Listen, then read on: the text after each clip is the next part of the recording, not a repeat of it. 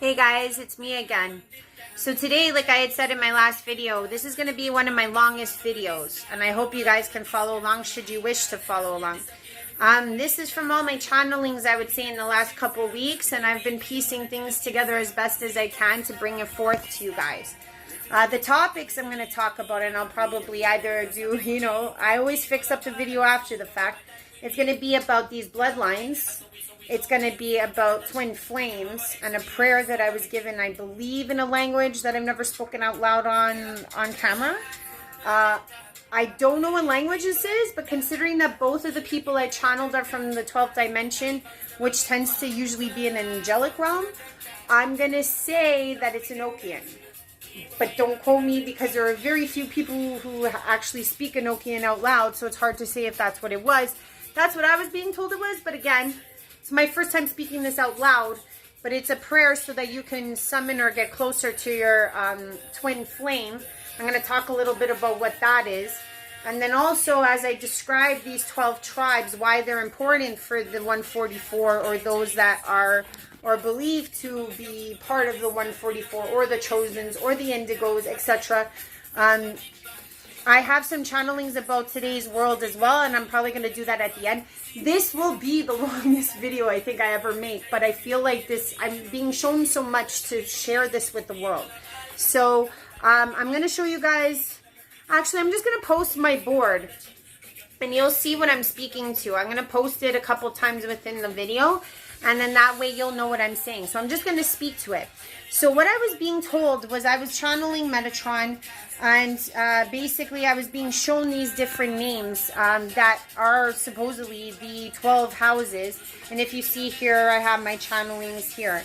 The names I was given was Michael, Melchizedek, Tammuz, Zadok, or Zadokite, Nefer, Kaipite, Zali, Aber Ulrich, the house of Judah, Solomon, David, Brahma, and Chia, or Xia. I'm not sure how to pronounce that. It's in Chinese. But what is very interesting, because the thing is that when I first channeled these, as you can see, they were just names that I got, right?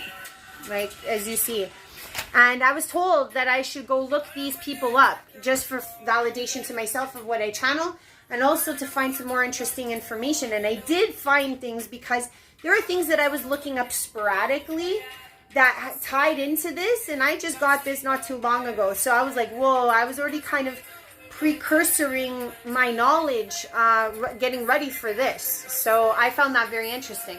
So the house of Michael, Melchizedek, I'm pretty sure you guys are very familiar with that. Archangel Michael. Melchizedek is also seen as a master. The next house was of Tammuz. Tammuz can be intercorrelated with the house of Dumuzi.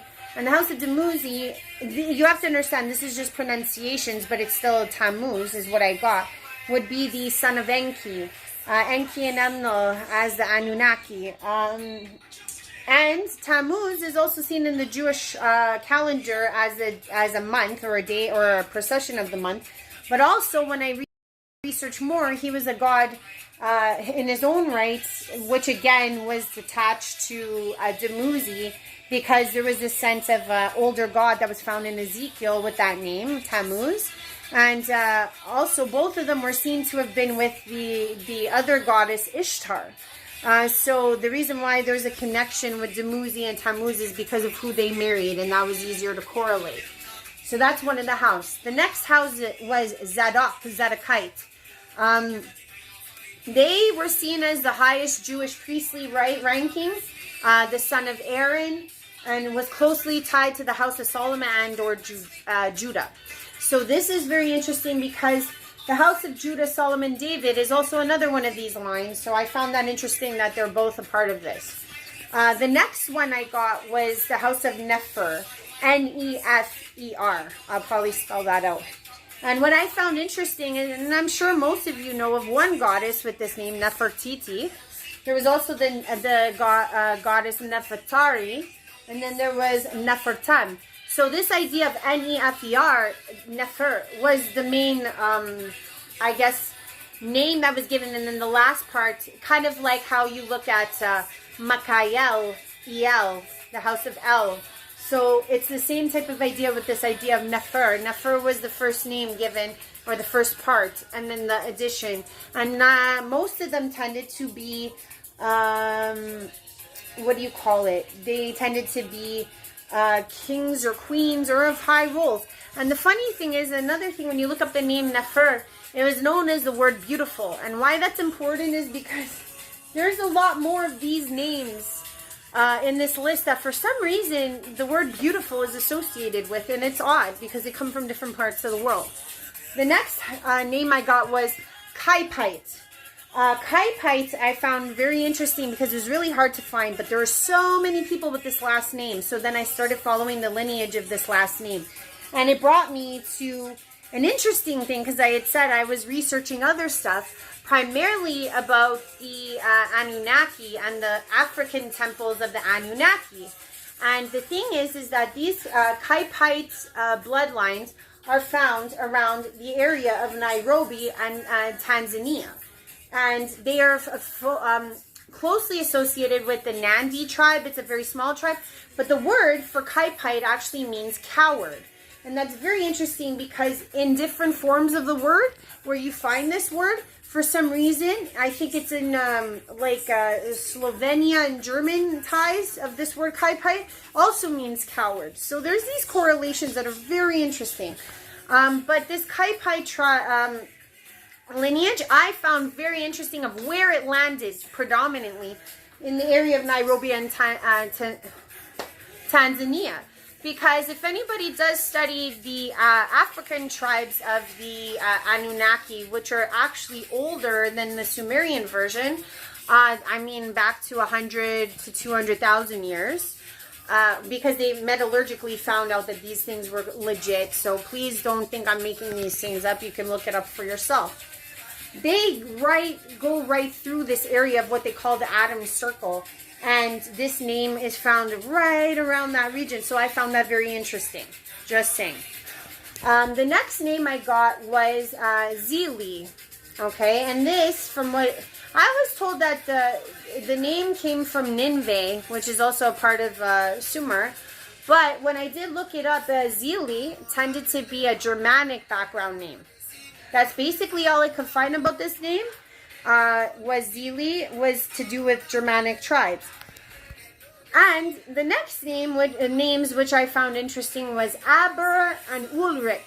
So these two names, they come from a Celtic, they can come from Celtic, Germanic, English, you can find that name.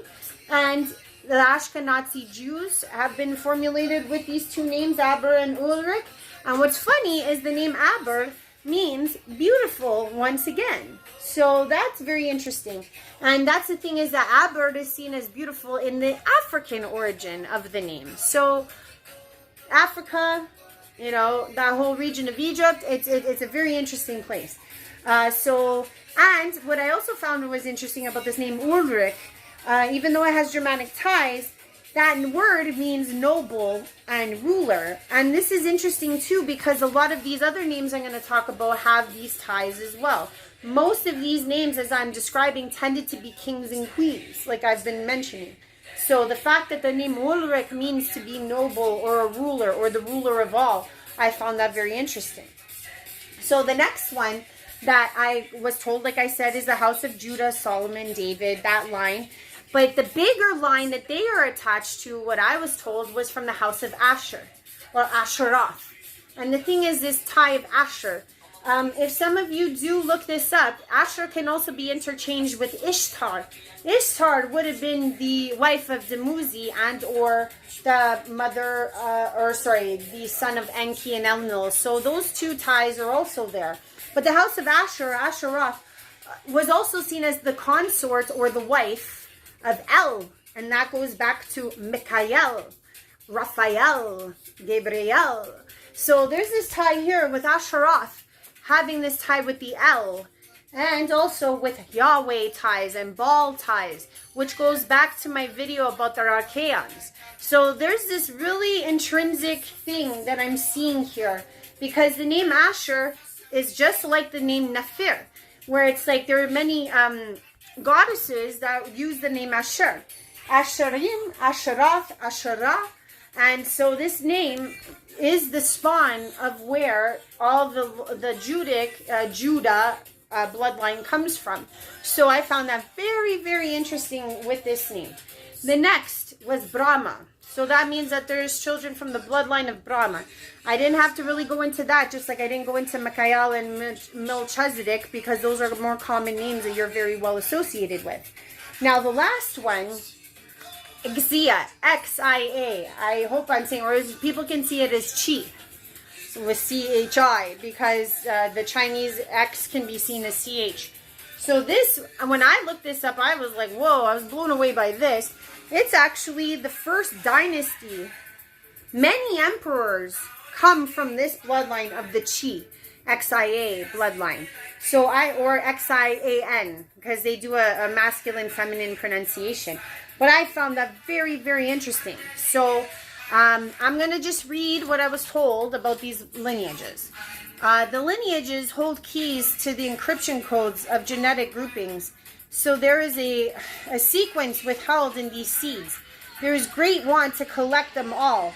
That's why saying out loud who you are is crucial, that they are aware that we are in battle of this conversion. So there's this sense of, at least from what I was getting from that, was that maybe perhaps the night side, dark side knows of these lineages and wants to distort them. So in order for us to repel this or to fight it, is for me and maybe others, because like I said, if it happens to me, it starts to happen to others. It happens, is by me saying these names out loud and giving us the power of knowledge. Maybe this will stop this incestuous thing from happening. So I just wanted to talk about that. Now, I'm going into my next channeling, like I said, that had to do with these strands. All strands, again, you'll see, I'm just reading my channelings, okay? Not scripted, I mean in the sense of me reading. All strands, there are intrinsic soul families associated with this. So yes, each 144 has a strand from each soul family, in order to showcase that these families with one could be together and cohesive. So there's this sense that maybe perhaps these families in the past, or maybe in alternate situations, or like I said with the star seed idea, that maybe we are, star seed embedded, so that those that watch over us in terms of like higher end alien races have their children down here, so they have skin in the game and they're going to watch. But I was given this idea that because we have all of these splicing, we're working together, and that's going to do some cohesive healing in other parts. So cohesively we are working. Now to get to this stage, inherently each chosen has lived the lifetimes necessary to fulfill their potential. So I don't know, but I was given this idea that in this time of ascension, it is imperative that we realize that we're at this this end of, I wouldn't say end of a cycle, because we can continue on. Time is not important, but this idea was then breaching into the twin flame idea. So this idea of twin flames, from what I've seen online, it was a little different than what I got channeled. I don't know why I was being channeled this, but now I kind of get an idea because of what I was told. So again, I'm just going to read it out. Twin flames are one split into two. So I was given this idea that there's one soul being split into two, a woman and a man, and a man. It doesn't matter. But this reason, I would say woman and man, simply because that is the I don't want to get into trouble with anyone, but that's just how it was from the beginning of time. Just saying. Reason being is God taught you that two parts make a whole.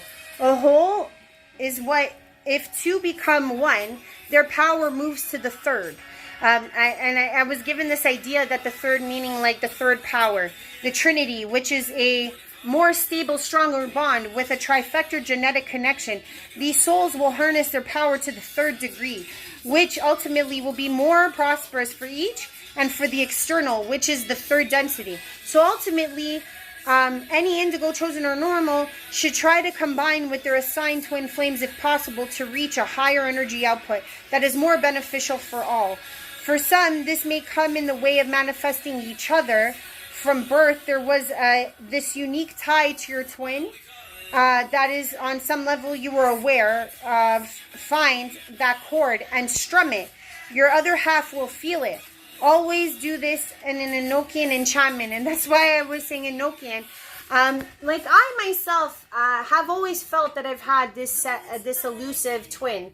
I think since I was a very young kid, I always used to feel like there was this counterpart that I had that used to play with me, and this counterpart, because I used to be a big fan of Peter Pan. I don't know about you guys. This is just my own personal. And I always used to have this feeling like me and this twin of mine, he was Peter Pan and I was his, you know, his elusive partner. So I guess in a sense, and we used to fly around together and do all this fun stuff. And the thing is that in my lifetime, I've always kind of felt like, aside from God, because the feeling is the same as what God feels like, but this twin, I feel like if I take a step, they take a step. If they're going through hardship, I'm going through hardship. There's times that I've had these pains on my body that I can't even describe, electric shock pains, and I'm just like, oh, I wonder if that's what my twin is going through. So I've always kind of felt that I did have a counterpart, and I'm sure most of you do too. So this is what I was being told. I'm sure, you know, I've always felt like I telepathically always communicated with my twin, and I know that my twin, you know, has their own choice in life, and if they choose not to combine with me in this, again, freedom of choice. But I do feel like if we are to be the most powerful, combining would be the best. And I've tried to manifest, but I was told, here comes the enchantment that I was told, and please know that this is going to be the hardest thing I ever do, because I've never spoken this out loud. I'll even turn this down so that you guys can hear how it goes, because it's a little throaty. I don't even know what I'm saying, and I hope that this is right. Okay. Asuata soyo ako nataha. Asuata soyo oko aha. Asuata soyo oko ne. Asuata so Aboneh. Amen, amen, amen, amen. So I was told that if you say this chant over the course of the next 3 months, that the connection will be more stabilized.